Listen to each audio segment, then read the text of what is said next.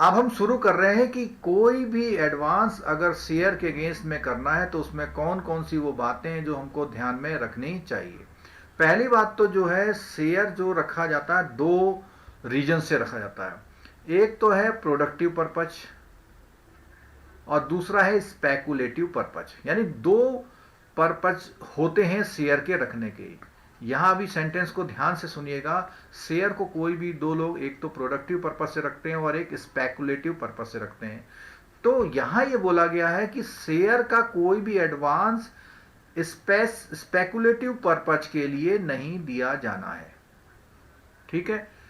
अब बैंक चाहे उसमें डिमांड लोन प्रोवाइड करे चाहे ओवरड्राफ्ट प्रोवाइड करे, दोनों कर सकता है। बस क्या है, स्पेकुलेटिव पर्पज से, यानी कोई सट्टेबाजी या कोई एक ऐसे कि एक बिना किसी बेसिस पे आप कह दें जी ये शेयर इतनी वैल्यू होने वाली है, तो उन चीजों के लिए नहीं। और आपने शाम को खरीदा और सुबह बेचने की सोचने लग जाए, इसलिए नहीं। प्रोडक्टिव पर्पज क्या होता है कि आपने लगाया, कंपनी उसका यूज कर रही है, 5-6 साल में अच्छा प्रॉफिट आपको डिविडेंड के फॉर्म में दे रही है, तो ऐसे शेयर्स में। ठीक है। और जो चार्ज क्रिएट किया जाता है वो बोला गया है is a pledge. The nature charge created while making advance against shares is a pledge, यानी शेयर को क्या कर रहे हैं, प्लेज कर रहे हैं। अभी आगे कुछ और कहानी हमारी चालू होगी, सुनिएगा जरा। बैंक इंसिस्ट करता है कि जो शेयर है वो कैसे होने चाहिए, इन्हें डीमेट फॉर्म। तो आजकल क्या है, सब डीमेट फॉर्म में ही चल रहा है।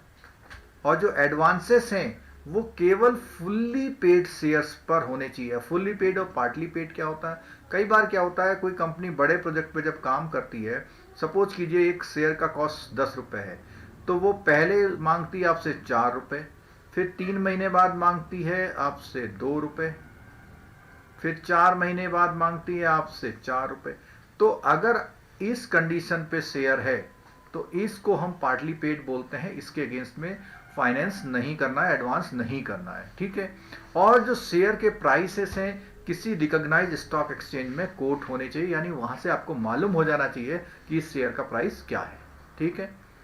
कोई भी लोन अगर शेयर प्राइवेट लिमिटेड कंपनी के हैं तो नहीं करना है। इसीलिए रिकॉग्नाइज स्टॉक एक्सचेंज की बात करी है, और रिकॉग्नाइज स्टॉक एक्सचेंज में पब्लिक लिमिटेड जो शेयर्स होते हैं वो कोट होते हैं। ठीक है। तो ये ध्यान में आ गई कुछ बातें इंपॉर्टेंट। अभी आप लोगों से बहुत ऑनेस्टली मुझे कमेंट ये चाहिए, जितनी बातें अभी हमने शेयर एडवांस के बारे में, क्या आपको ये बातें मालूम थी?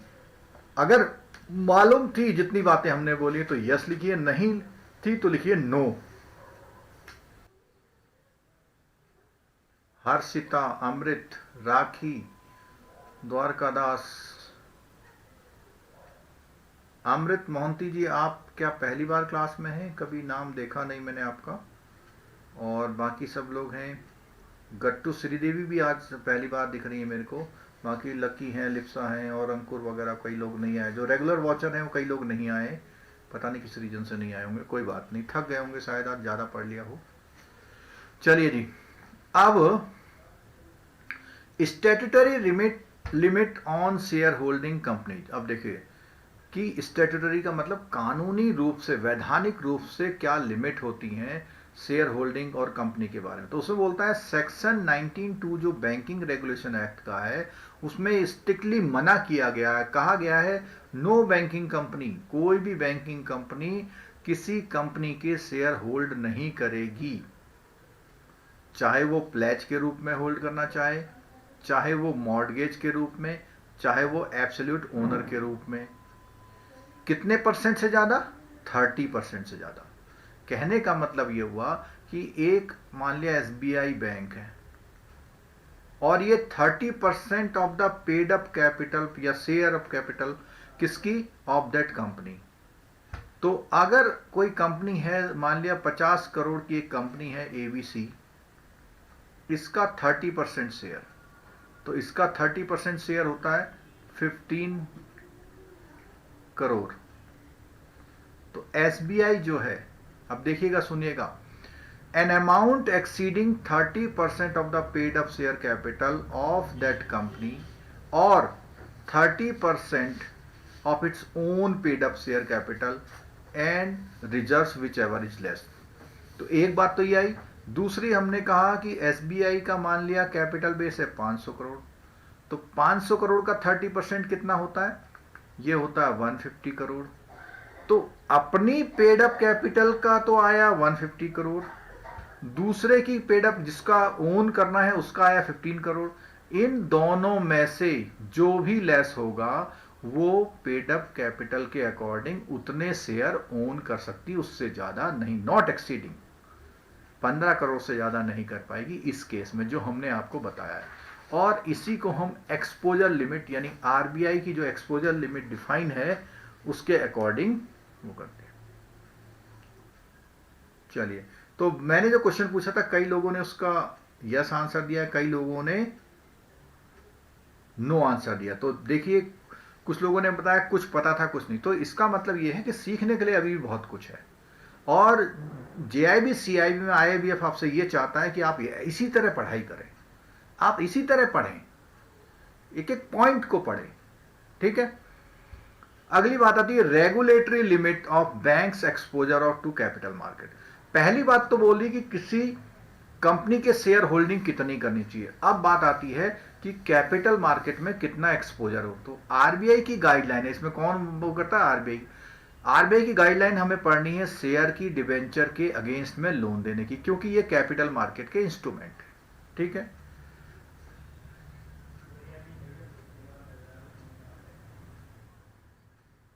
चलो, अजिंक्य जी आज दिखाई दे रहे हैं हमको। आगे हम बात करते हैं banks capital market exposure would include both their direct exposure और इनडायरेक्ट। अब यहां सुनिए, आप देखिए कि मैं आपको केवल पढ़ के नहीं बता रहा हूं, पढ़ के समझा रहा हूं। डायरेक्ट एक्सपोजर होता है किसी कंपनी में सीधे सीधे शेयर खरीद लेना, ये तो है परचेज कर लिया आपने, ठीक है। और ये होती है एज सिक्योरिटी रख लेना। क्यों एज सिक्योरिटी रखने का मतलब यह है कि अगर वो कंपनी आपका फंड यानी कि लोन वापस नहीं करेगी, अगर वो लोन वापस नहीं करेगी तो वो शेयर ही तो आपके पास आएंगे, तो आप ही उसके मालिक हो जाएंगे। तो चाहे वो डायरेक्ट हो चाहे वो इनडायरेक्ट हो, उसका एक्सपोजर बना रखा है। और जो एक्सपोजर है वो फंड बेस्ड और नॉन फंड बेस्ड दोनों मिला के होता है।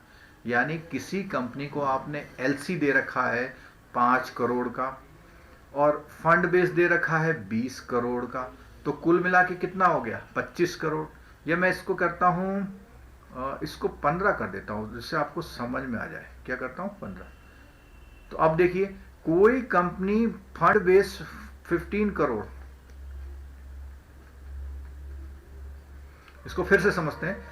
कोई कंपनी फंड बेस्ड में 15 करोड़ फाइनेंस किए हुए, नॉन फंड बेस्ड में 5 करोड़ किए हुए हैं, तो कुल मिला के हो जाता है 20 करोड़। अगर हम इस कंपनी की बात करते हैं तो 20 करोड़ की जगह उसको अलाउड कितना था? 15। तो ऐसा केस नहीं माना जाएगा, ठीक है। और वो क्या क्या चीज इसमें इंक्लूड करती है फंड बेस और नॉन फंड बेस में, कौन कौन से क्राइटेरिया हैं उसको देखिए। पहला है डायरेक्ट इन्वेस्टमेंट, जो मैंने बोला था कि एज ए परचेज कर लेना शेयर, किसमें? इक्विटी शेयर में या कन्वर्टेबल बॉन्ड्स में या कन्वर्टेबल डिबेंचर्स में या unit of equity oriented mutual fund में, उन सब चीजों को मिला करके, ठीक है। Of which is not exclusively invested in corporate debt. यहां यह कहता है कि ऐसा म्यूचुअल फंड का जो कॉर्पस है जिसमें से कुछ कॉर्पोरेट डेट के फॉर्म में इन्वेस्टमेंट नहीं किया गया हो। कहने का मतलब ये हुआ कि इस ऐसी जगह आप इन्वेस्टमेंट कर रहे हैं तो आप सीधे समझ लीजिए कि आप डायरेक्ट इन्वेस्टमेंट कर रहे हैं। इसमें शेयर के अलावा कॉर्पोरेट बॉन्ड और कॉर्पोरेट कन्वर्टेबल डिवेंचर इसलिए आए, सॉरी, कन्वर्टेबल बॉन्ड्स और कन्वर्टेबल डिवेंचर इसलिए आए हैं कि ये भी आगे इसमें इक्विटी के फॉर्म में या शेयर के फॉर्म में बदलने के पूरी परमिशन होती है। एक सर्टेन टाइम बाद इनको बदला जा सकता है, एक सर्टेन टाइम बाद इनको बदला जा सकता है। तो इससे भी हमको जो है बचना चाहिए, ठीक है।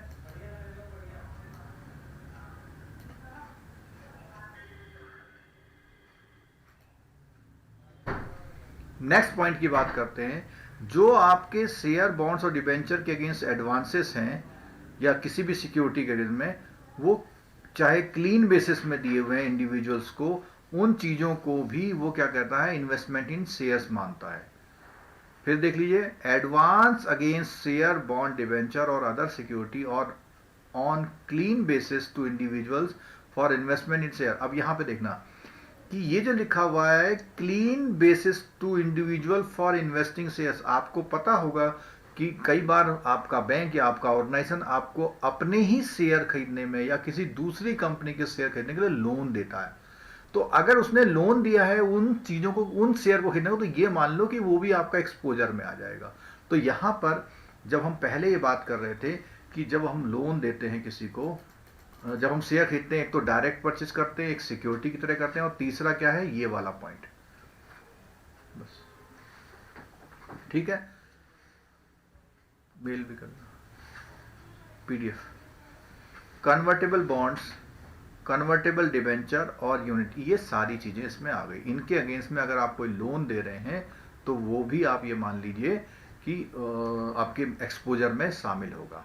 अगला पॉइंट देखते हैं यहाँ पे, वो कहता है कि advance for any other purpose where shares और कन्वर्टेबल डिबेंचर्स और यूनिट ऑफ इक्विटी और inter mutual fund are taken as a primary. यानी आपने कहीं पे लोन नहीं दिया लेकिन आपने सिक्योरिटी के फॉर्म में आपको ले लिया, जो हमने पहले बताया था, वो भी आपका एक्सपोजर माना जाएगा।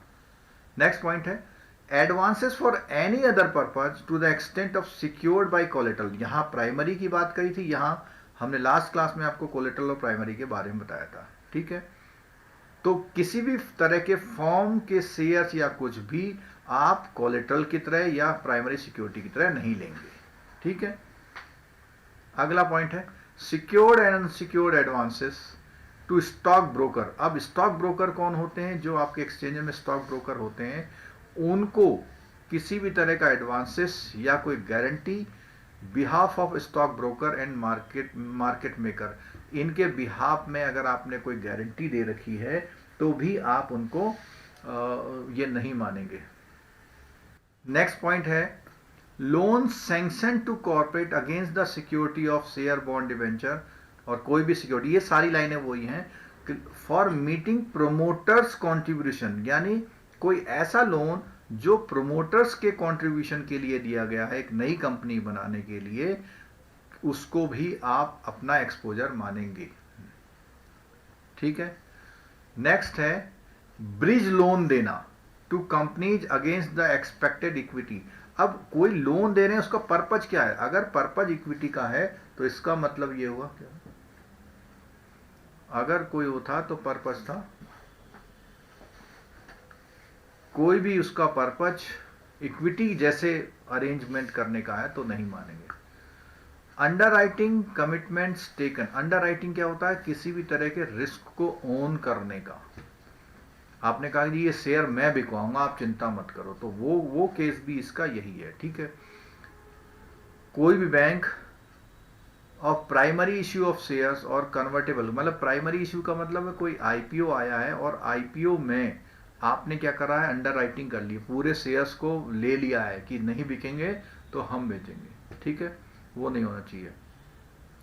However with effect from the इतना बैंक्स में एक्सक्लूड देयर ओन अंडरराइटिंग। अब देखो उसमें ओन अंडरराइटिंग कमिटमेंट को हटा दिया है, दूसरे के शेयर के लिए अंडरराइटिंग कर रहा है अगर बैंक, तो ये एक्सपोजर माना जाएगा।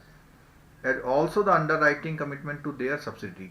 तो इसमें क्या है, यहां पर अपने और अपनी सब्सिडरी का अगर अंडरराइटिंग करा तो उसको नहीं, लेकिन किसी और कंपनी के शेयर्स के लिए अंडरराइटिंग कर रहा है तो उसको ये माना जाए कि आपने एक तरह से शेयर में एक्सपोजर कर दिया, ठीक।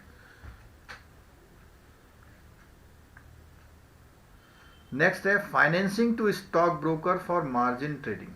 तो मार्जिन ट्रेडिंग एक ट्रेडिंग का एक वर्ड है, तो इसके लिए अगर आप फाइनेंसिंग कर रहे हैं स्टॉक, तो आप पहले भी पॉइंट आया था स्टॉक ब्रोकर्स के मामले में वो नहीं करेंगे। कोई भी ऐसा एक्सपोजर जो आपका वेंचर कैपिटल फंड, अब देखो वेंचर कैपिटल फंड क्या करते हैं, वेंचर कैपिटल फंड किसी जो एंटरप्रेन्योर होते हैं, जो नए स्टार्टअप होते हैं या कंपनी होती है, वेंचर होते हैं, उनको कैपिटल फंड अवेलेबल कराते हैं।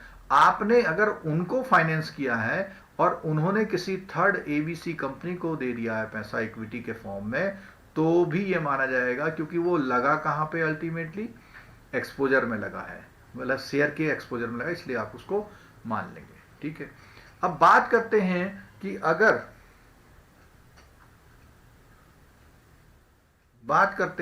कि अगर कोई इंडिविजुअल्स को लोन देना है तो कैसे करना है। इंडिविजुअल को लोन देने की बात आ रही है यहाँ पे, देखो एक लिमिट बनाई गई है, एक क्या बनाई गई है, लिमिट, और उसमें शेयर के साथ साथ इक्विटी ओरिएंटेड म्यूचुअल फंड की जो वो होती हैं यूनिट्स होती हैं, उसके अगेंस्ट अगर आप लोन दे रहे हैं तो इक्विटी ओरिएंटेड से मतलब ये है कि म्यूचुअल फंड में डेट और इक्विटी दोनों का पोर्शन होता है। अगर वो इक्विटी ओरिएंटेड म्यूचुअल फंड है तो उसके अगेंस्ट फाइनेंस करने का मतलब शेयर के अगेंस्ट फाइनेंस करना है। डेट म्यूचुअल फंड है तो उसके अगेंस्ट अगर आप फाइनेंस कर रहे हैं तो उसको हम इसमें नहीं लेते हैं। ठीक है, क्योंकि डेट का मतलब गवर्नमेंट सिक्योरिटी में इन्वेस्टमेंट होता है। From the banking system should not exceed, अब बोला है 10 लाख। 10 लाख किस केस में, अगर फिजिकल फॉर्म में सिक्योरिटी है तो 10 लाख, और अगर उससे ज्यादा देना है तो कितना है, इंडिविजुअल को 20 लाख से ज्यादा लोन नहीं दे सकते अगर वो डीमेट फॉर्म में उसने रखे हुए हैं तो। और ये केवल किसको दिएंगे, जेन्युइन इंडिविजुअल इन्वेस्टर को दिए जाते हैं। ठीक है, bank should not support collective action by a large group of individual belonging to the same corporate. अच्छा, यहां इसका मतलब ये है कि कई बार क्या होता है कि बड़े बड़े कॉर्पोरेट, जैसे रिलायंस एक बिग कॉर्पोरेट है, उसने अपनी एक कोई कंपनी बना ली, तो वो बेसिकली उसी कॉर्पोरेट की एक कंपनी है। ठीक है, ऐसे लोगों को, अब उस कॉर्पोरेट में कोई एक मालिक है छोटी कंपनी का, वो लोन लेने आ गया 20 लाख रुपए का। ठीक है, तो ऐसे लोगों को भी क्या है, डिस्करेज करते हैं। वो इंटरकनेक्टेड नहीं होने चाहिए वो दोनों कंपनियां। ठीक हो गया। अच्छा, bank should formulate with the approval board. अब बैंक को अपने बोर्ड ऑफ डायरेक्टर से इसकी लोन पॉलिसी फॉर्मुलेट करानी पड़ती है कि भाई एक आदमी को हम शेयर, डिवेंचर और बुक कीपिंग के अगेंस्ट में कितना एडवांस दे सकते हैं। प्रूडेंशियल मेजर के अकॉर्डिंग बैंक में consider laying down appropriate aggregate sublimit और सच एडवांस। अगर किसी के मन में ये सवाल आ रहा है कि लाइन टू लाइन क्यों पढ़ रहे हैं, तो लाइन टू लाइन अगर आप मेरे 10 टॉपिक पढ़ के जा रहे हैं, 10 टॉपिक अगर आप पढ़ के जा रहे हैं लाइन टू लाइन वाले, तो ये आप निश्चित रूप से मान लीजिए कि आपका जेआईबी या सीआईबी या कोई भी पेपर क्लियर होने वाला है। ठीक है,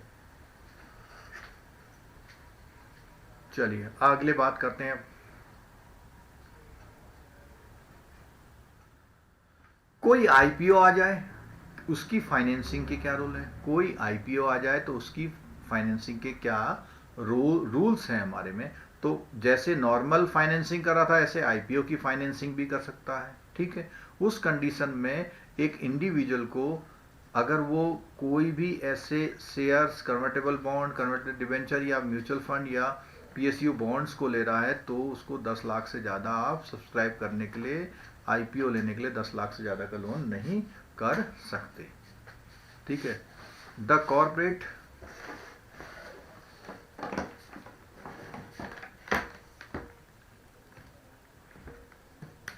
क्लियर होगी बात। The corporate should not extended credit by bank investment in other company IPO. अब यहां बोल रहा है कि कोई कॉर्पोरेट आपसे लेने आया लोन कि भैया हमें शेयर के लिए लोन लेना, लेकिन वो दूसरी कंपनी में इन्वेस्टमेंट, तो कॉर्पोरेट को मना किया गया है। कॉर्पोरेट को मना किया है, जबकि इंडिविजुअल को परमिट किया जाए। Similarly bank should not provide finance to NBFC और फर्दर लैंडिंग इंडिविजुअल आईपीओ। तो कॉर्पोरेट को, एनबीएफसी को या किसी और को वो लोन देने में, जो आईपीओ में फाइनेंसिंग करते हैं, उनको लोन देने को मना किया जाएगा। Finance extended to the bank और IPO should be record as a exposure of the capital market. तो ये हमने पहले ही बात कर दी थी कि भाई ये जो है, ये जो आपका एक्सपोजर है, वो एक्सपोजर ये माना जाएगा कि आपने लोन ही दे दिया शेयर के अगेंस्ट में, चाहे आपने उसे शेयर खरीदने के लिए लोन दिया। ठीक, अच्छा, अब बात आई कि भैया आपका एम्प्लॉय है, उसको वो करना चाहते हैं, तो एम्प्लॉय में एक ऑप्शन आता है, देखिए ईसॉप बोलते हैं, employee stock option plan, ESOP. उसमें क्या होता है कि एम्प्लॉय को ही वो कंपनी कुछ अपने हिस्से के शेयर्स दे देती है, तो एम्प्लॉय के मन में थोड़ा रहता है कि मेरे भी इसमें 100 शेयर है, मैं भी अच्छा काम करूं, ठीक है। तो इसमें बोला हुआ है कि 90% ऑफ द परचेज प्राइस, लेकिन मैक्सिमम कितना है 20 लाख, जो भी लोअर हो। तो अब मान लिया उसने 20 लाख के शेयर खरीद रहा है, तो उसका परचेज 90% हुआ, 18 लाख से ज़्यादा नहीं देगी। अगर वो 30 लाख के शेयर खरीद रहा है तो उसे 20 लाख से ज़्यादा नहीं देगी। क्लियर हो गया। Finance extended the bank ESOP employee quota under IPO would be treated as exposure. वहां फिर वही बात आ गई, देखो ये भी वो एक एक्सपोजर मानेगा क्रेडिट मार्केट में, लेकिन इस केस में वो जो 30% वाला क्लॉज था वो 40% हो जाएगा। इस केस में जो क्लॉज था वो 30% की जगह 40% हो जाएगा, ठीक है।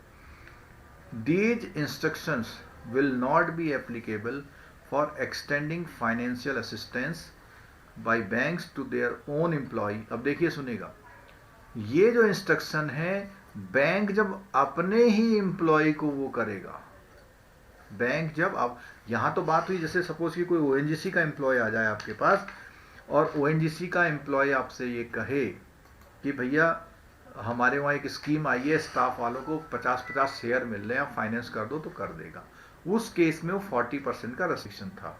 लेकिन अगर वो अपने ही एम्प्लॉय को बैंक दे रहा है, अपने ही बैंक के लिए, ठीक है, तो इसमें क्या बोलता है, ये इंस्ट्रक्शन उसके लिए एप्लीकेबल नहीं होंगी कि जो एक्सटेंडिंग कर रहा financial bank to their own employee for acquisition of share under ESOP IPO, as bank are not allowed to extend advances including advances to their employee trust set up by them for the purchasing of their own bank share under ESOP or from the secondary market। यानी bank के अपने employ को अपने ही against में share देने का, यहां पर ये लाइन थोड़ा सा कंट्राडिक्टरी है, क्योंकि बैंक क्या करता है जब अपने ही आईपीओ आता है तो अपने ही आईपीओ के दौरान जो शेयर्स होते हैं उनका लोन देने की फैसिलिटी देता है, ठीक है। थोड़ा सा यहाँ पे कंट्राडिक्शन है। आगे बोलता है this prohibition will apply irrespective of whether the advances are secured और, चाहे वो अनसिक्योर्ड हो या सिक्योर्ड हो। Bank should obtain a declaration from the borrower indicating the details of the loans advances avail. अब वो उसमें क्या करेगा, बोरोवर से सारी डिक्लेरेशन लेगा कि भैया जो भी लोन ले रहा है वो कौन सी सिक्योरिटी, सबके बारे में लिखेगा फ्रॉम एनी अदर बैंक और in order to ensure compliance with the ceiling prescribe. और ये क्यों लिखता है कि जिससे उसको पता लग जाएगा कि भैया कि कोई एक्सपोजर जो है उसके उससे पार तो नहीं जा रहा, यानी डिक्लेरेशन लेगा, ऐसा ना हो उसने कई जगह से लोन ले लिया हो, ये सब चीजें, ठीक है। चलिए अब स्टॉक ब्रोकर को या मार्केट मेकर्स को, देखो हमने जब इस चैप्टर को पढ़ रहे थे एडवांसेस को, तो हमने कहा कि भैया किसी कंपनी को लोन देना, हमने पढ़ा किसी इंडिविजुअल को लोन देना, और हमने पढ़ा बैंक के ईसॉप वाले ऑप्शन में लोन देना। अब हम पढ़ रहे हैं क्या, स्टॉक ब्रोकर या मार्केट मेकर्स को लोन देना, ठीक है।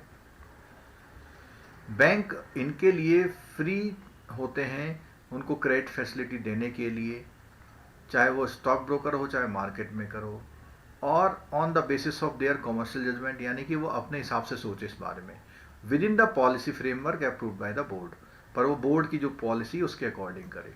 और इसमें क्या बोलता है, in order to avoid any nexus emerging between interconnected stock broking. Interconnected stock broking का मतलब है कि एक ही कंपनी है, उसी की कंपनी है, उसी की कंपनी के शेयर लेने जा रही है दूसरी उसकी पेरेंट कंपनी के, तो इंटर ब्रोकिंग बोलते हैं, ठीक है। Board of each should fix with in the overall ceiling of 40% of their net worth. तो अगर स्टॉक ब्रोकर का मामला है तो उसके मामले में वो लिमिट 30 की जगह 40% है, ठीक है। ऑल स्टॉक हो ब्रोकर्स एंड मार्केट मेकर्स, अब इसमें जो जो सीलिंग है उसकी पूरे जो है उनके स्टॉक ब्रोकर और मार्केट मेकर्स के पूरा, और कोई भी सिंगल स्टॉक ब्रोकिंग एंटिटी है उन सबको मिला करके जो जोड़ा जाएगा वो 40% का स्लॉट होना चाहिए, ठीक है। चलो अगला है bank financing to individuals against individual को कर रहा है, टू जॉइंट होल्डर और थर्ड पार्टी बेनिफिशियरी। तो यानी कि कोई भी इंडिविजुअल को शेयर करेगा जिसमें वो जॉइंट होल्डर है, यानी ए बंदा है बी के साथ है या सी का शेयर है, तो ए प्लस बी के शेयर हैं, ए लोन लेने वाला आया है या सी के। इनके बारे में क्या रूल है? तो इनके बारे में कहता है जब भी ऐसा होगा, bank should be circumspect and ensure that the objective of the regulation is not defeated। यानी बहुत विजिलेंट हो जाएगा, बहुत ध्यान से देखेगा कैसी किस परिस्थितियों में ऐसा हो रहा उनको देखेगा, ठीक है। Advances to the other joint holder और थर्ड पार्टी बेनिफिशियरी, ठीक है। तो इसमें ये भी ध्यान रखना है आपको। अच्छा, अब मान लिया बात आ गई कि जो म्यूचुअल फंड होते हैं उनकी यूनिट के अगेंस्ट में लोन देने की बात आई। म्यूचुअल फंड की यूनिट्स के अगेंस्ट में भी लोन अगर देना है तो कैसे देगा?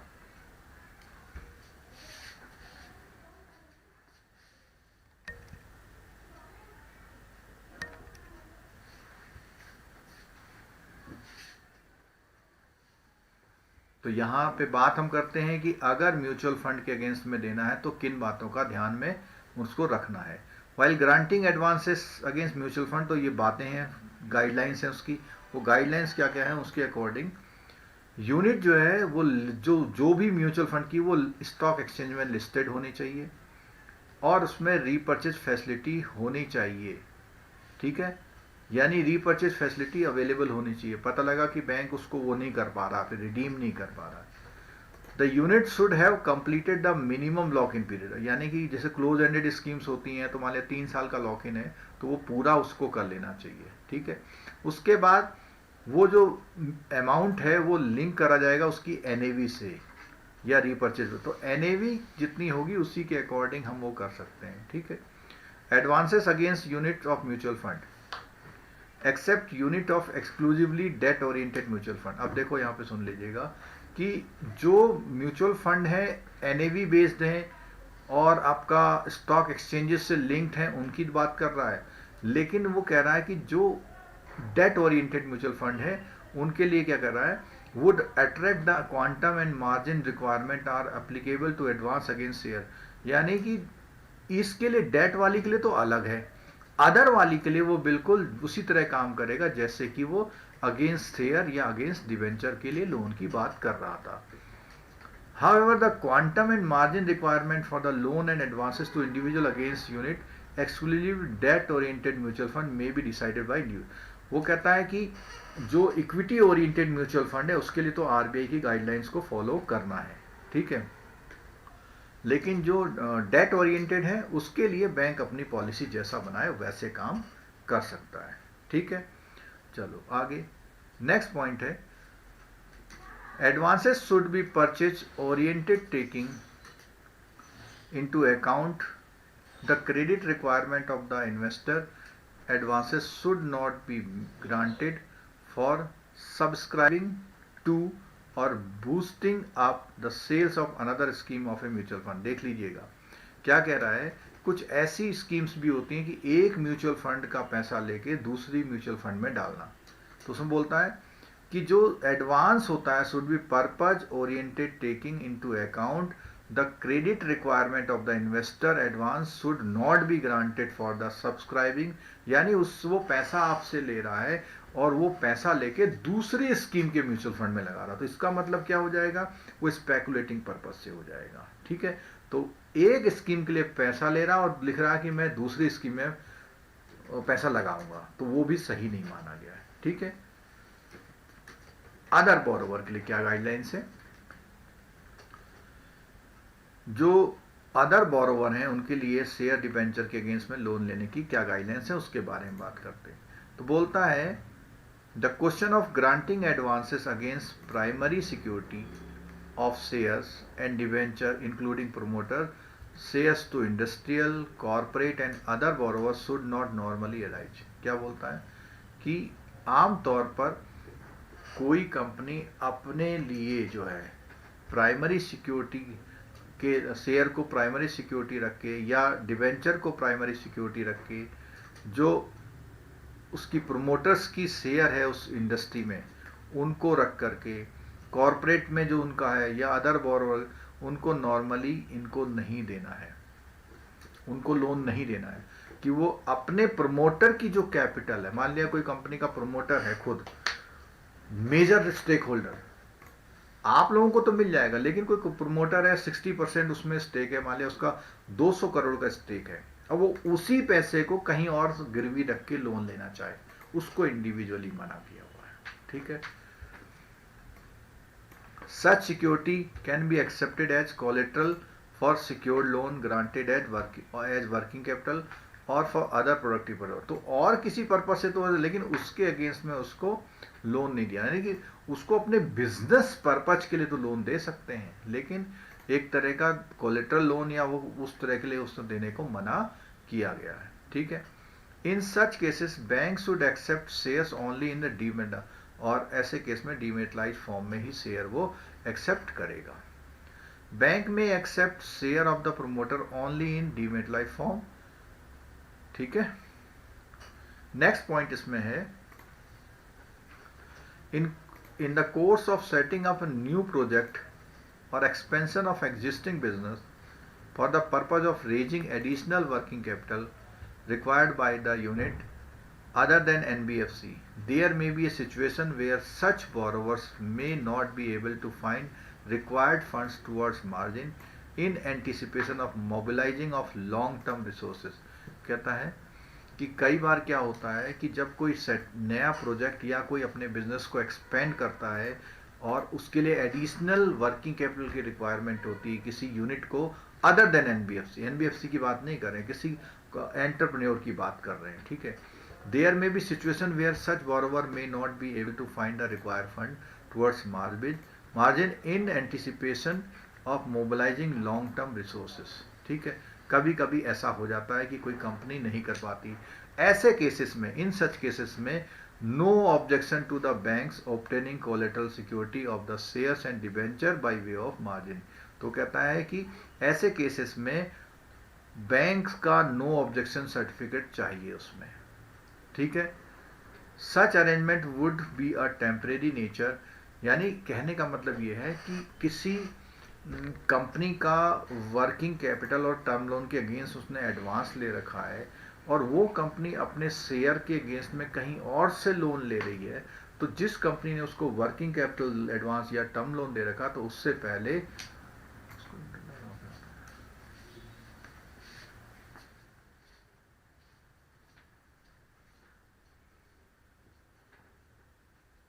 ठीक है, bank have to satisfy themselves regarding the capacity of the borrower to raise the required fund to repay. तो इसमें क्या है, वो सब कुछ बैंक को ही तय करना है कि वो ऐसा करे या ना करे। ठीक है, अच्छा, अब बात आती है कि बैंक के जो लोन्स हैं वो फाइनेंसिंग प्रोमोटर्स कॉन्ट्रीब्यूशन, यानी जो मेजर स्टेक होल्डर हैं उनको फाइनेंस करने की क्या रूल्स है। Loan sanction to corporate against the security of shares, इन सब की बात आ गई। For meeting promoters' contribution to the equity of a new company in anticipation of raising resources should be treated as bank investment in shares। अब देखो, पहली बात तो यहाँ पे ये निकल के आती है कि प्रोमोटर को फाइनेंस कर रहे हैं तो वो भी आपका एक्सपोजर आ गया एक बात तो, यानी आप ही सीधा इन्वेस्टमेंट कर रहे हैं, और वो जो है 40% की सीलिंग में आएगा। ठीक है, और ये जो है पिछले ईयर के 31 मार्च को जो आपकी पोजीशन थी नेटवर्थ, उसके अकॉर्डिंग बनेगा। ठीक है, अगला है these loans will also be subject to the individual group of borrowers exposure norm. तो इसमें भी क्या, ये भी लोन्स आपके एक्सपोजर नॉर्म वाले उसमें क्राइटेरिया में आते हैं। ठीक हो गया, ठीक, अब उसके आगे हम पढ़ते हैं, तब तक मैं आपके जो है विजय सिंह जी, धन्यवाद।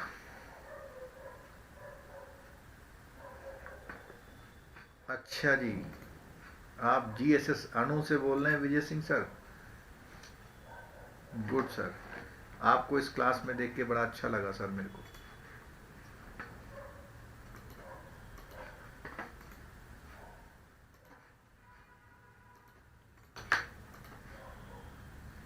चलिए, उसके आगे का जो मैटर है उसको मैं खोल रहा हूँ।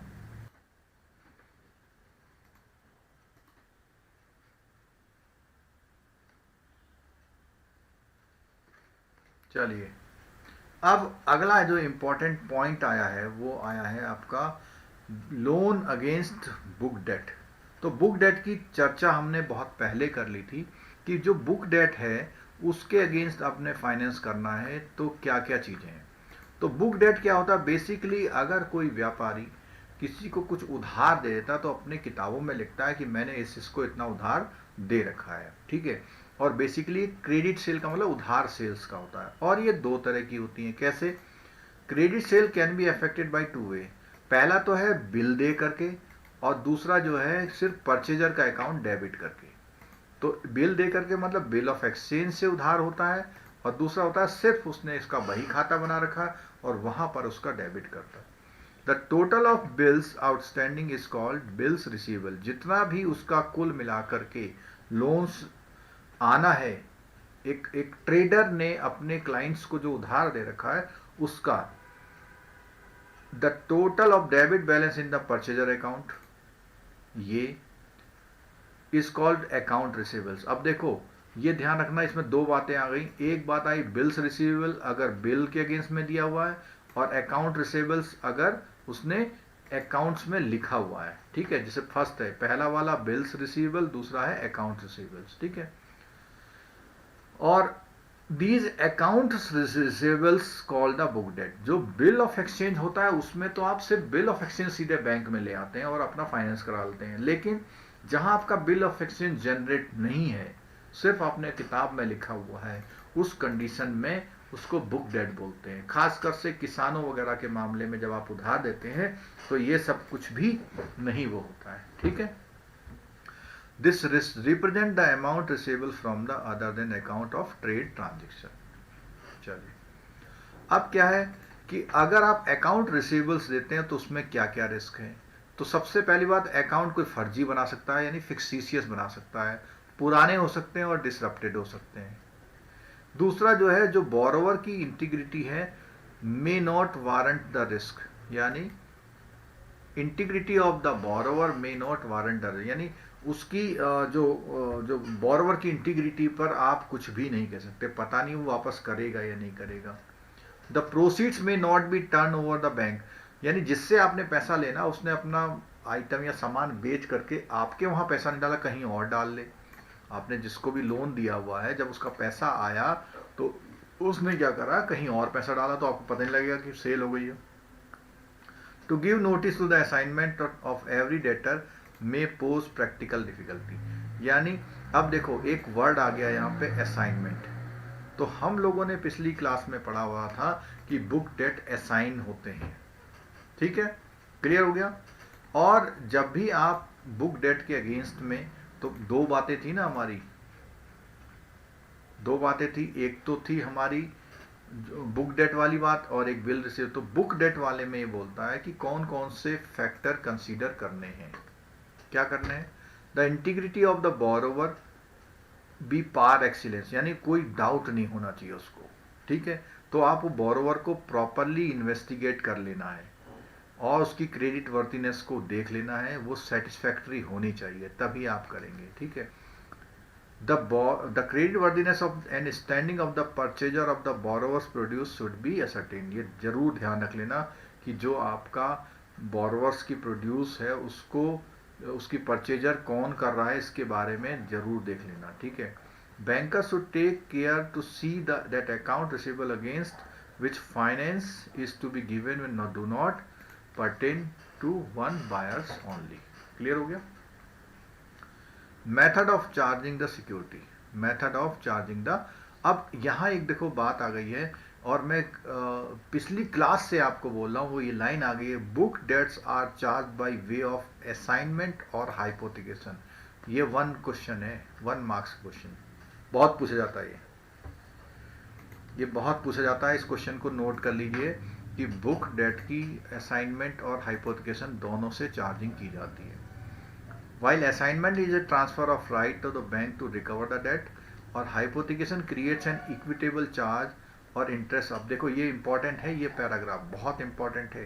असाइनमेंट में राइट ट्रांसफर होते हैं रिकवरी करने की, हाइपोथिकेशन में क्या होता है, इक्विटेबल चार्ज, सम्यक बंधक बोलते हैं इसको, इक्विटेबल चार्ज क्रिएट हो जाता है या उसका एक लगाव, इंटरेस्ट हो जाता है बुक डेट कि भैया ये पैसा आएगा तो मुझे मिलेगा। ठीक है। कैसे कैसे बुक डेट को फाइनेंसिंग करते हैं, तो बुक डेट की फाइनेंसिंग करने का फैक्टर फोरफिटिंग हमने पहले पढ़ा हुआ है, या हम उसके अगेंस्ट में ओवरड्राफ्ट, कैश क्रेडिट भी देते हैं हाइपोथिकेशन करके।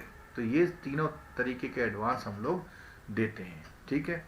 कुछ गाइडलाइंस हैं इसमें। फर्स्ट क्लास बोरोवर को देना है जिनकी इंटीग्रिटी और वर्दीनेस में कोई क्वेश्चन नहीं होना चाहिए। ठीक है। और ये इंश्योर करना है कि उसका जो अकाउंट है प्रॉपर मैनर में मेंटेन होना चाहिए और ऑडिटेड किया जाना चाहिए रेगुलरली। बुक डेट में जो सिक्योरिटी होती है वो उन कस्टमर्स की होती है जिनका रिकॉर्ड क्या है, अकम्प्लिशमेंट है, रेपुटेशन और स्टेटस आर सर्टिफिकेट। उनका अकम्प्लिशमेंट यानी वो जो काम करते हैं वो पूरा ही करते हैं, उनकी रेपुटेशन और उनका स्टेटस क्या होना चाहिए, सेटिस्फैक्ट्री होना चाहिए। और जो बोरोवर है should have an effective debt collection and control. उसके बाद जो भी वो वापस लेने का तरीका है वो उसके पैसे मारे नहीं जाने चाहिए, समय समय पर वापस आ जाने चाहिए।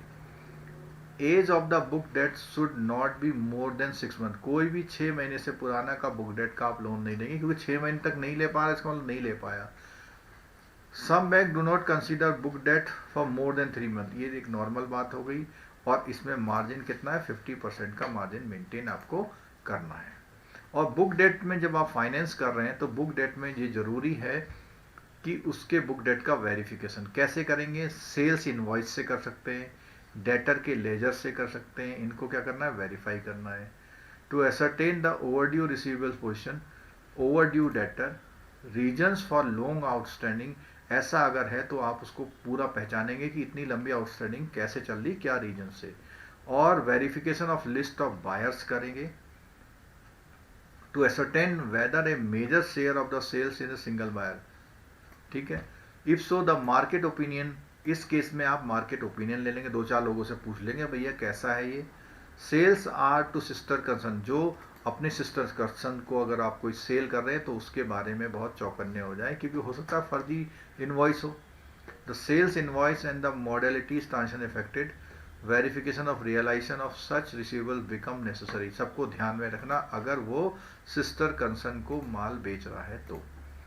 It is to be ensured that all the book debts have arisen of the genuine trade। ये बिल्कुल देखना कि जेन्युइन ट्रेड ट्रांजेक्शन हो रहा है, फर्जी ना क्रिएट किया गया हो। ठीक है। आगे देखिए, transaction with sister concern not related with business activity. कई बार क्या होता है, इस तरह के कुछ ट्रांजेक्शन्स नेचर होते हैं कि वो बिजनेस एक्टिविटी में ऐसी लेन देन कर रहे हैं लेकिन बिजनेस नहीं हो रहा है। एडवांस पेमेंट कर दिया which are not likely to be realise. ठीक है। कुछ ऐसा पैसा दे दिया जो वर्किंग कैपिटल साइकिल में आपको नहीं मिल पा रहा है, या कुछ कैपिटल एक्सपेंडिचर के लिए आपने पेमेंट कर दिया। तो ये ध्यान रखिएगा बुक डेट जो भी होता है वो वर्किंग कैपिटल नेचर का होता है। ठीक है। Any other advances payment disguise as debtor arising of the sale transaction. तो कोई भी जो है एडवांस पेमेंट जो है as a debtor sale transaction में नहीं होना चाहिए। ठीक है। कोई भी ये सब चारों बातों का आप ध्यान रखेंगे। अदर एस्पेक्ट में बात आती है, confirmation obtain from the debtor for outstanding dues whenever debt arises. क्या बोला है कि जो भी कंफर्मेशन है डेटर से आपको ले लें कि भैया इतना आपने देना भी है या नहीं देना है, आप कंफर्म करेंगे। ensuring that the age of the book debts declared is as specified in terms of sanction. It is to be ensured that the bill discounted are not declared simply for purchase of arriving drawing power। तो कहता है कि कोई भी bill जो है discounted है, it is to be ensured that the bills discounted are not declared simply for the purpose of arriving। यानी वो केवल ड्राइंग पावर निकालने के लिए सब काम तो नहीं कर रहा है कहीं। ठीक है। और verification that bills return and resubmitted are not finance again. कोई ऐसे बिल तो नहीं जिसको रीसबमिट करा उसके अगेंस्ट फाइनेंस कर रहा है। ठीक है। अब one of the most common example, common चीजें आ रही हैं इसमें, ईसीजीसी का एक वीडियो बना तो है बीएफएम में, कोर्स में। चलो, लोन अगेंस्ट टर्म डिपॉजिट क्या क्या है, नेचर ऑफ फैसिलिटी में बोलते हैं आप जब भी आप करते हैं जो टर्म डिपॉजिट, इसको फिक्स डिपॉजिट कहते हैं, क्यूमुलेटिव डिपॉजिट कहते हैं, आरडी कहते हैं, सारी टर्म डिपॉजिट है। और इसमें जो भी आप एडवांस देते हैं वो या तो एक लोन देते हैं या ओवरड्राफ्ट देते हैं, ठीक है। और इसमें क्या बोलता है देखो, the nature created while granting this type of loan is a pledge. अब देखो यहाँ पर बात आ रही है लोन अगेंस्ट टर्म डिपॉजिट, और बैंक जो है अपनी टर्म डिपॉजिट के अगेंस्ट कहते हैं। तो यहाँ पे देखना कि लियन इज इम्प्लाइड प्लेज। लियन एक तरह का क्या है, इम्प्लाइड प्लेज है, ठीक है। लेकिन यहाँ पे टेक्निकली मेरा ओपिनियन ये है कि ये लियन होता है, प्लेज नहीं होता है। प्लेज तब होता है जब दूसरे बैंकों की होती है, ठीक है। और अगर हम मार्जिन रेट ऑफ इंटरेस्ट की बात करें तो वो बैंकों की अलग अलग है, 90, 80, 75 समय के हिसाब से है, और इंटरेस्ट में 0.5 या 1% ज़्यादा होता है। इसका कोई वो नहीं है, बैंकों की अपनी अपनी पॉलिसी है, ठीक है। और मैच्योरिटी पे ही इसका वो हो जाना है, any date before the maturity, ठीक है।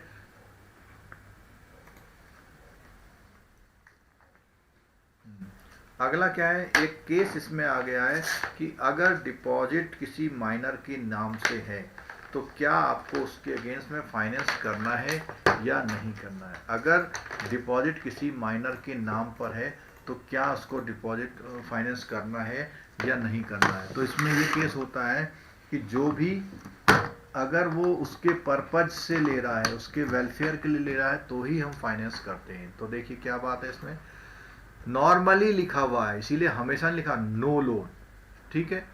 लेकिन उसके बिहाफ के लिए क्या बोलता है,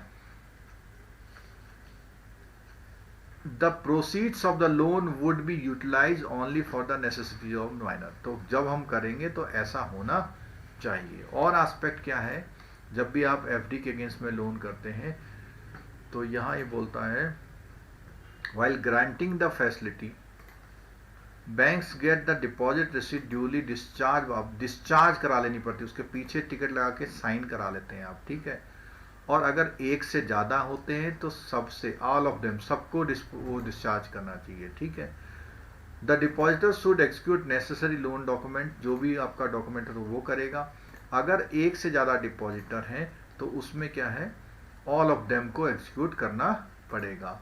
और जो नहीं अगर है तो क्या बोलता है, the one of them on the strength of the authorization letter given by the depositor who is or not executing the loan debt। तो कई बार क्या होता है, कोई लोन डॉक्यूमेंट नहीं है तो ऑथराइजेशन लेटर उसके किसी दूसरे के बिहाफ से आपको लेना पड़ता है। सोल प्रोप्राइटर को अगर आप लोन दे रहे हैं तो वो क्या है, डिपॉजिट सोल प्रोप्राइटर की कंसर्न के नाम का ही होना चाहिए, किसी थर्ड पार्टी का नहीं होना चाहिए। Whereas the loan granted to the partner against the deposit in the name of the firm should be classified as third party loan, interest shall be charge at the commercial rate. तो वो कहता है कि अगर आप कोई ऐसा loan दे रहे हैं जो किसी पार्टनर के किसी दूसरे का डिपॉजिट है तो उसके अगेंस्ट में अगर आप लोन करेंगे तो कमर्शियल रेट चार्ज करेंगे, ये मानेंगे कि इसने अपना चीज नहीं यूज कर रहा है। Premature closure of deposit, जो इंटरेस्ट होता है वो should be 1-2% over the actual rate of interest, ठीक है। Loan can be granted against deposit receipt of other branches of the same bank. However, before grant of loan, liens should not be noted in the record of the deposit branch। अब देखो इस बात को सुन लीजिए, other branch की बात कर रहा है सेम बैंक की, तो उसमें कहता है कि वो आपको दूसरे ब्रांच डिपॉजिट में। अब लेकिन सीबीएस का टाइम आ गया तो इसकी रेलिवेंसी उतनी नहीं रह गई, आप कहीं से बैठे हुए आप वो कर सकते हैं। Where a loan sought by the company against it, company अगर लोन ले रही है तो बोर्ड का एक रिजोल्यूशन होना चाहिए, बोर्ड के प्रस्ताव आना चाहिए कि भाई हाँ हम अपनी एफडी के अगेंस्ट लोन ले रहे हैं, तभी आप करेंगे, ठीक है। The charge of pledge need not to be registered with ROC. अब इस केस में देखो, इस केस में आरओसी के साथ रजिस्ट्रेशन कराना जरूरी है, लेकिन जब इक्विटेबल मॉर्गेज होता है तो आरओसी को कराना पड़ता है।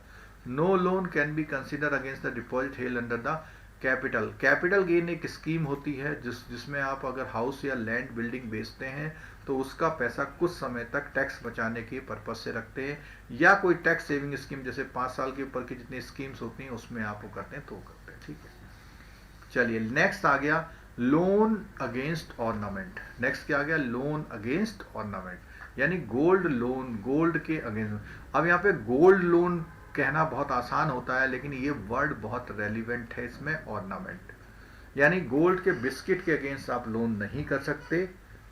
आप गोल्ड के लोन जो बिस्किट होते हैं उसके अगेंस्ट में नहीं कर सकते, सिर्फ ऑर्नामेंट के अगेंस्ट में लोन करेंगे। ये बात बहुत इंपॉर्टेंट, ध्यान रखिएगा। ठीक है, और ये जो है एग्रीकल्चर लोन हो या नॉन एग्रीकल्चर लोन, दोनों के लिए दिया जा सकता है। The nature of charge created by loan of pledge. अब इसमें क्या होता है? प्लेज होता है। Some banks allow overdraft also against the, और कई बार गोल्ड लोन के अगेंस्ट में ओवरड्राफ्ट फैसिलिटी भी प्रोवाइड करते हैं। ठीक है, क्या एस्पेक्ट है? अब देखो इसमें बहुत इंपॉर्टेंट पॉइंट आते हैं कि क्या हम चीजें हम देखते हैं। तो उसमें बोला हुआ है कि जो भी गाइडलाइंस है उसमें लोन सैंक्शन में, bank should not exceed 75% of the value of the gold ornament और ज्वेलरी। जो गोल्ड ऑर्नामेंट और ज्वेलरी के अगेंस्ट में आप कोई भी लोन करेंगे 75% से ज़्यादा नहीं, क्योंकि उसकी प्राइस के फ्लक्चुएशन की वजह से ये पॉइंट है। ठीक है, in order to standardise the valuation and make it more transparent to the borrower, the gold jewelers accepted as security collateral will have to be valued at average closing price of 22 carat gold का जो average price है, और वो भी पिछले 30 दिनों में जो रहा है। और ये जो प्राइस है वो कहाँ से नोट करना है? Indian Boolean and jewellers association limited, जिसका नाम पहले बॉम्बे बुलियन एसोसिएशन लिमिटेड था, तो अभी उसका नाम हो गया India Boolean and jewellers association limited. के पिछले 30 दिन के जो प्राइस थे उसका एवरेज निकाल के 22 गोल्ड के कैरेट के जो एवरेज प्राइस था उसके अकॉर्डिंग 75% से ज़्यादा आपको फाइनेंस नहीं करना है। और गोल्ड अगर 22 कैरेट से भी कम का है तो वो क्या है? So translate the collateral into 22 carat and value of the exact grams of the collateral. तो ऐसे मामले में उसको कन्वर्ट करना है कि भाई इसकी अकॉर्डिंग कि इसकी वैल्यू उतने % कम कर देनी है आपने। ठीक है, चलो अगला पॉइंट क्या है? आप लोन किस पर्पज के लिए ले रहे हैं उसके अकॉर्डिंग इंटरेस्ट रेट जो होते हैं वेरी करते हैं, यानी अलग अलग पर्पज के लिए अलग लोन है। Loan can not be given against the security of pure gold, raw और बुलियन गोल्ड। ये मैंने अभी थोड़ी देर पहले इसकी चर्चा करी थी, इसके अगेंस्ट नहीं दे सकते।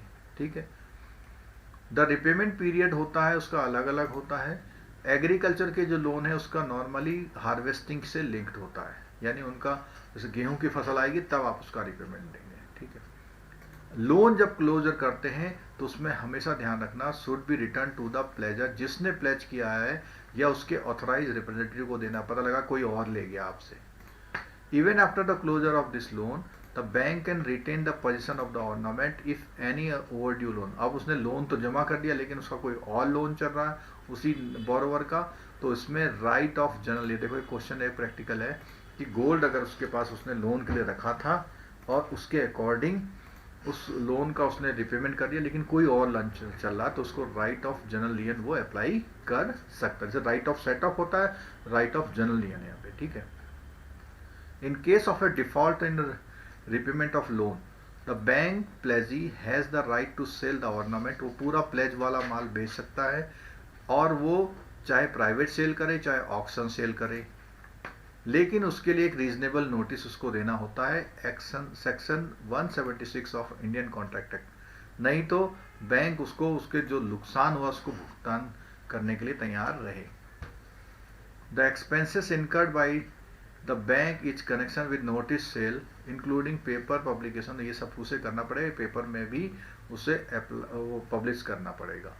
नॉर्मली बैंक क्या करता है? अपॉइंट करता है अप्रेजर को जो वैल्यू लगाते हैं और purpose of appraising the purity of loan देने से पहले उसकी प्योरिटी को वो करते हैं। ठीक है, loan granted under this category is subject to, कोई भी लोन अगर गोल्ड लोन का लोन देंगे तो वो एनपीए नॉर्म्स को फॉलो करता है।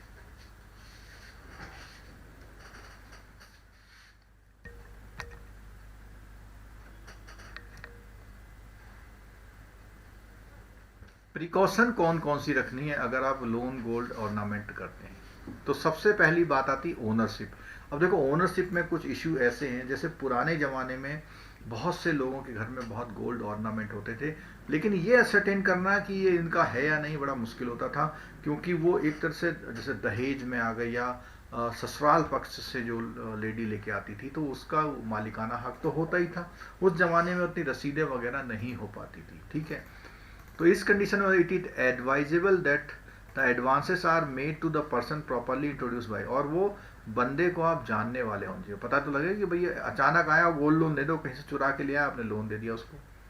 The bank should satisfy itself about the ownership of the gold ornament before accepting them for pledge.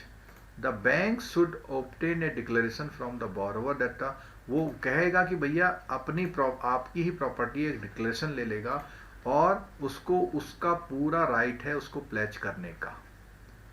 Taking of ornament for pledge and release thereof to the parties concerned after payment of the bank's due should be done strictly in the authorized official। तो वो कह रहा बिल्कुल कोई official room में ही इस चीज़ की dealing होनी चाहिए। पता लगा कि कहीं दाएं बाएं करा, कोई दराज में घुस गया, कहीं नीचे घुस गया, झाड़ू में चला गया, तो उससे बचना है आपको, ठीक है, क्लियर।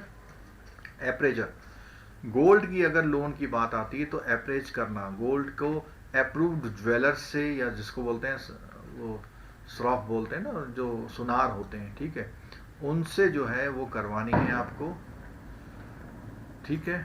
उसके बाद valuation and appraisal of the gold ornament, वो bank premises itself would be ideal but when not, मतलब कोशिश ये करनी उसको यहीं बुलाओ, यहीं भैया बताओ सही है या नहीं, लेकिन बाहर की रिपोर्ट भी ले लेते हैं, क्योंकि बाहर ले जाएंगे तो क्या है उसके रास्ते में ट्रांजिट में लॉस में का खतरा है, ट्रांजिट में लॉस का खतरा है। The bank should send the ornament to the appraiser in the locked box में बेचेगा। One key of the which should be kept with the appraiser and the other key with the bank. The bank should be sent through a responsible member of the, बहुत ये तो common बातें हैं।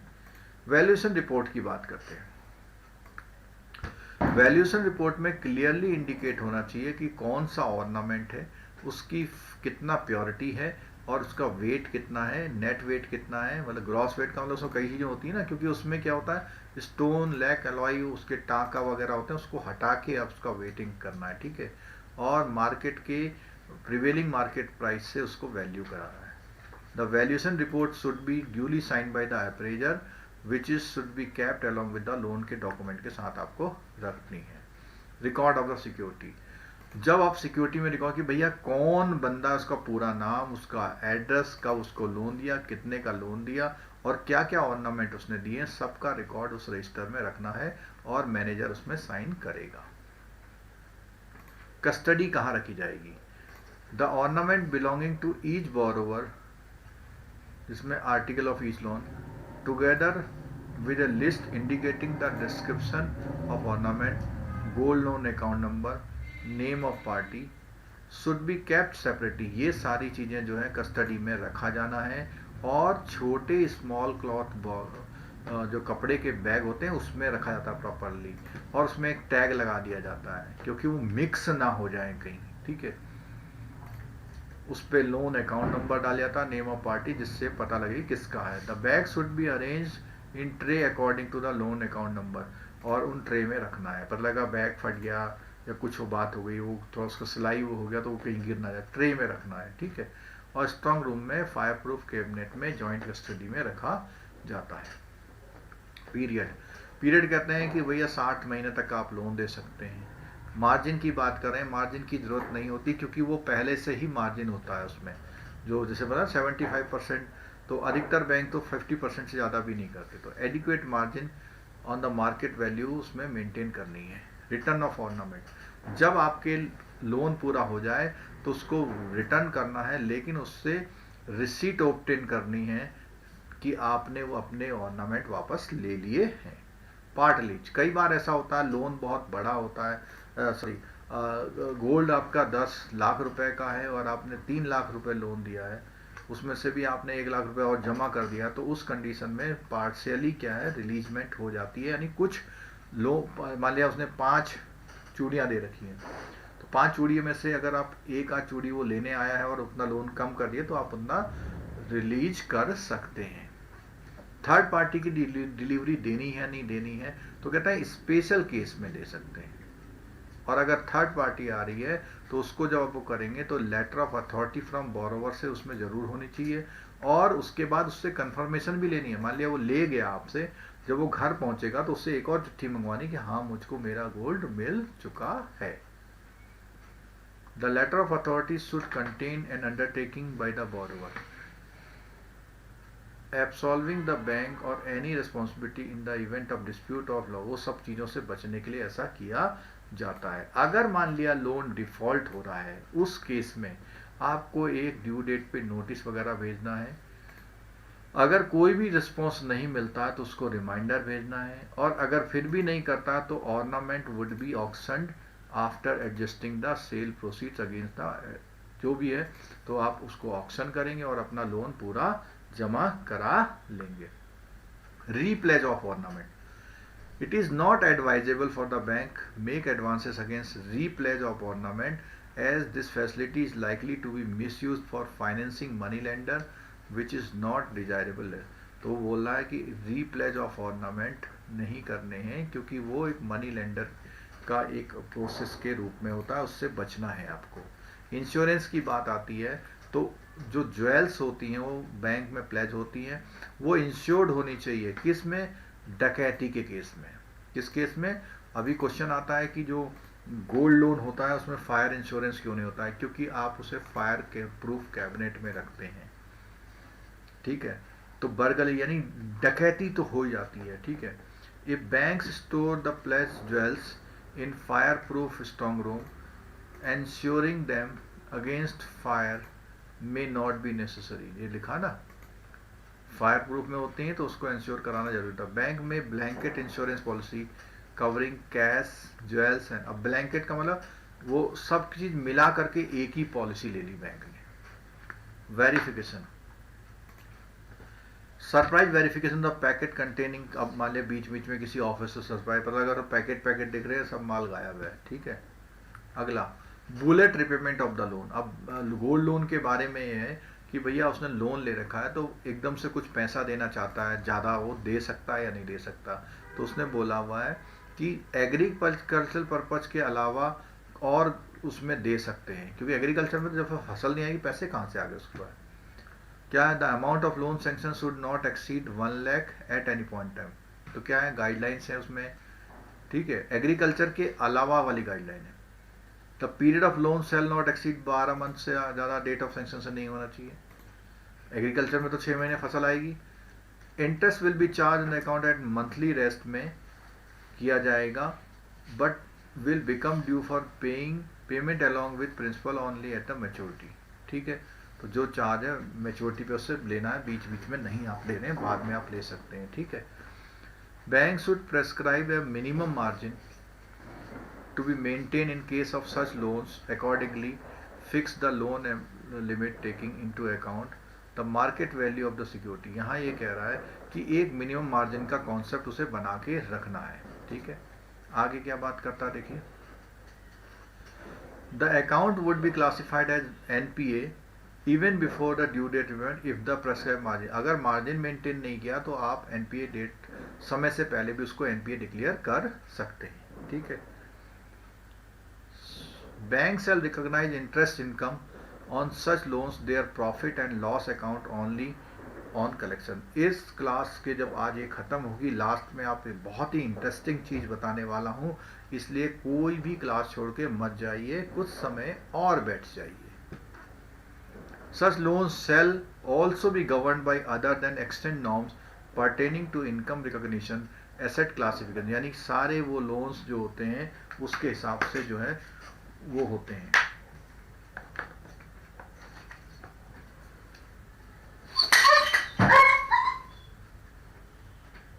ठीक है। उसके बाद नेक्स्ट में क्या है? Supply bill. मैंने आपको बोला इस क्वेश्चन को, इस टॉपिक को जब हम कर रहे हैं तो जो सप्लाई बिल्स है बहुत ही इंटरेस्टिंग चीज है। सप्लाई बिल्स आपको बहुत से लोगों को आज तक समझ में नहीं आता होगा, आज आप समझ के जाएंगे बहुत ही बढ़िया तरह से, ठीक है। अब सप्लाई बिल्स में क्या होता है बेसिकली देखिए। सप्लाई बिल्स एक सिक्योरिटी डॉक्यूमेंट है, एक ऐसा पेपर है जिसकी एक वैल्यू होती है, यानी फ्यूचर में उसकी एक वैल्यू होती है। आप उसको बैंक में एज ए सिक्योरिटी रख सकते हैं। और अगर मैं बात करूं तो कोई गवर्नमेंट या पब्लिक सेक्टर अंडरटेकिंग होती है, तो वहाँ पर आप कोई भी सप्लाई करता है कोई कॉन्ट्रैक्टर, तो वो गवर्नमेंट ऑर्गेनाइजेशन उसको एक सर्टिफिकेट देता है कि हाँ भैया आपने 20 कंप्यूटर हमको सप्लाई कर दिए, इसका पेमेंट हम करेंगे। अब पेमेंट आने में अगर देर हो रही है तो उस सप्लाई बिल के अगेंस्ट में वो बैंक में आएगा और कहेगा भैया हमें वहाँ से 20 लाख रुपए उस ऑर्गेनाइजेशन से आना है, लेकिन थोड़ा टाइम लग रहा, तब तक के लिए आप हमको फाइनेंस दे दीजिए, तो दे दिया जाता है। ठीक है। और ये जो पार्टी है वो कॉन्ट्रैक्ट लेती है किसी काम को करने का, तो एक तो गुड्स की बात आती है और दूसरा किसी वर्क डन जो उसने कर लिया है उसके बेस पे भी कुछ, एक तो पूरा वो होता है आइटम यानी कंप्यूटर, एक हो रहा सड़क बना रहा, 20 किलोमीटर की सड़क बनानी, 5 किलोमीटर की बनाई, तो 5 किलोमीटर का सप्लाई बिल्स उसके पास आ सकता है। ठीक है। Similarly parties who have accepted tender for supply of goods are entitled to payment of supply good। तो ऐसी कंडीशन में भी वो कहता है कि उसको सप्लाई का ऑर्डर दे दिया है, तो ऐसे चीजें जो आती हैं सप्लाई बिल्स के अंडर में आती हैं। अब कैसे उसका प्रोसीजर फॉलो करना है उसको देख लीजिए, थोड़ा सा एक नॉर्मल चीजों से हट के है, तो इसलिए समझ लीजिए। The supplier send the goods then produce a document. तो जब सप्लायर सेंड करता तो एक रेलवे रिसीट उसने कहा भैया हमने आपका माल भेज दिया, या बिल ऑफ लेडिंग भेज दिया, या बिल्टी भेज दी। तो उसमें क्या होता है कि the goods must be inspected by an approve. अब वो जब वो वहां पहुंचेगा तो जहां पहुंच रहा है वो उसको बिल्कुल बताएगा हाँ ये चीजें आ चुकी हैं, बिल्कुल ओके होना चाहिए। तो ऐसे में supplier should obtain an inspection note, उसको मिल जाता है हाँ भाई सामान आ चुका है और बिल्कुल सही हालत में, इंस्पेक्शन नोट है। In case of contract opening engineers का सर्टिफिकेट, भाई कई लंबा काम है, जितना काम कर दिया उसका सर्टिफिकेट। और क्या बोला इसने, द सप्लायर और कॉन्ट्रैक्टर एज द केस में be prepares bill of obtaining payment. Government department take quite some time, ये मैं जो बात बता रहा हूँ वही चीजें हैं सारी, और उसके बाद सारी चीजें ले करके उसके अगेंस्ट में वो कर सकता है। अब इसमें कुछ और बात आती है, it must be noted that these bills do not enjoy the status of, अब देखो ये नेगोशिएबल इंस्ट्रूमेंट नहीं होते हैं, सप्लाई बिल जो होते हैं नेगोशिएबल इंस्ट्रूमेंट नहीं होते हैं। जैसे कि हमने बात करी थी कि जो टाइटल ऑफ गुड्स की जो चीज़ें होती हैं, सेल रिसीट वगैरह इनवॉइस होती हैं, वो भी नेगोशिएबल नहीं होती। They are in the nature of the debts, एक कर्जा है एक तरह का, which can be assigned in favour of the banker for payment after affixing a revenue stamp. For having received the amount, the banker should obtain a letter from supplier contractor appropriate department। यहाँ कह रहे हैं कि जो आपका supplier है वो bank को देता है रिलीक करके रिवेन्यू कि भैया ये अब आप ले लोगे, तो उसको बैंक वहां लेके जाता है तो उसके अगेंस्ट में पाए। अब क्या इसमें रिस्क होता है, तो एक तो है although the advance is self liquidating nature, यानी जैसे ही पैसा आएगा तो खत्म हो जाएगा लोन। सर्टेन केस में क्या होता है लंबा समय लग जाता है उसका पेमेंट को रियलाइज होने में, क्योंकि एडमिनिस्ट्रेटिव और अदर गवर्नमेंट प्रोसीजर लंबे हो जाते हैं। It is virtually a clean advance and the bank may not realise the full amount. ये क्या है, क्लीन एडवांस है और बैंक को पूरा अमाउंट ना मिले, ऐसा हो सकता है। कई बार क्या होता है काउंटर क्लेम है, जैसे उसने 20 कंप्यूटर सप्लाई किए, पता लगा उन्होंने कहा कि जी आपने कंप्यूटर में ये चीज नहीं करी तो इसके लिए हम इतना पैसा काट लेंगे, काउंटर क्लेम आ गया उसका। ठीक है। The right of set of by government department, उसमें कर काउंटर क्लेम में होता है ना, क्लेम और काउंटर क्लेम में right of set off, as the charges is only by way of an assignment. Sometimes the government may not pass the bills for full amount. ये सब मैंने चीजें बता दी आपको। ठीक है। अब देखो कौन सी प्रिकॉशन लेना चाहिए, इसमें बहुत इंपॉर्टेंट बातें आने वाली हैं अभी। तो कॉप्लिकेशन की भैया उसको सफिशिएंट एक्सपीरियंस होना चाहिए सरकार में सामान सप्लाई करने का, और जो कॉन्ट्रैक्ट है वो बहुत बारीकी से बैंक को स्क्रूटनाइज कर लेना चाहिए कि भैया कितना वॉल्यूम ट्रांजेक्शन है, कितना पीरियड सप्लाई का है, रेट क्या है, ये सब चीजें बिल्कुल क्लियरली उसको मालूम होनी चाहिए। The banker should obtain an irrevocable power of authority, banker को ये लेनी पड़ेगी सप्लायर से जिससे कि जब वो काम पूरा हो जाए या समय हो जाए तो बैंक से पैसा मांग सके। The banker should obtain the inspection note और इंजीनियर का सर्टिफिकेट, जैसे हम ये पुरानी बात हम कर रहे थे वो मांग लेना है उसमें।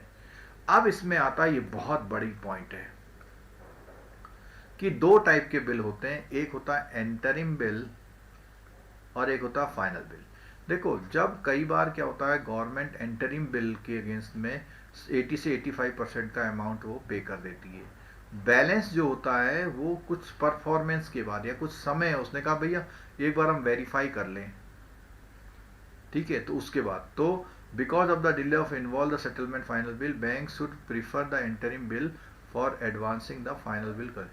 और वो कहता है कि जो बैंक है प्रीफर कर लेता है एंटरिम बिल को एडवांस करने के लिए और फाइनल बिल को कलेक्शन में करने के लिए, ठीक है।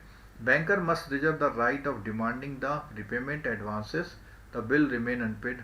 समझ में आई कि banker must reserve the right of demanding the repayment of advance.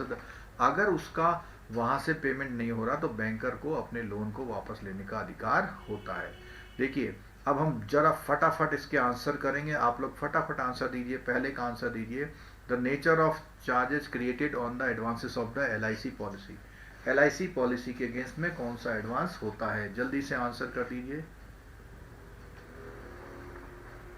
तब तक दूसरा क्वेश्चन पूछ रहे हैं, document of title to goods has been defined in the.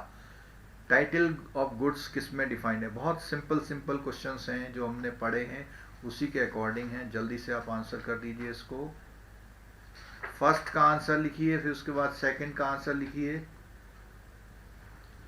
LIC के अगेंस्ट, पॉलिसी के अगेंस्ट असाइनमेंट होता है और टाइटल ऑफ गुड्स का मामला सेल ऑफ गुड्स एक्ट में होता है। जो आंसर लिख रहे हैं उस पर लिखिए फर्स्ट का A, सेकंड का D करके, ठीक है। अगला है, in terms of section 92 of banking regulation act, no banking company shall hold the share of any company.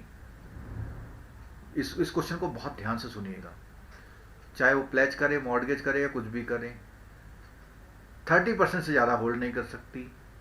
The paid of capital of the company और द 30% ऑफ इट्स, यानी एक तो उस कंपनी की 30%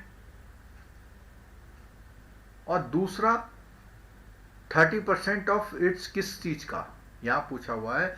एक तो दूसरी कंपनी की जो पेड अप शेयर कैपिटल है उसका, और दूसरा किसका, दोनों में से 30% का क्लॉज हमने एग्जाम्पल में भी बताया था। तो इसका थर्ड वाले का आप आंसर दीजिए। एक तो उस कंपनी की और एक अपनी कंपनी की, देखो ओन पेड अप, तो इसका आंसर क्या हो जाएगा, थर्ड का A। ये हमने डिस्कस किया हुआ था। अगर PSU बॉन्ड्स के या डिवेंचर शेयर्स के अगेंस्ट में लोन कर रहे हैं तो कितने तक का लोन कर सकते हैं डीमेट फॉर्म के लिए, ये आपका है डीमेट फॉर्म के लिए 20 लाख।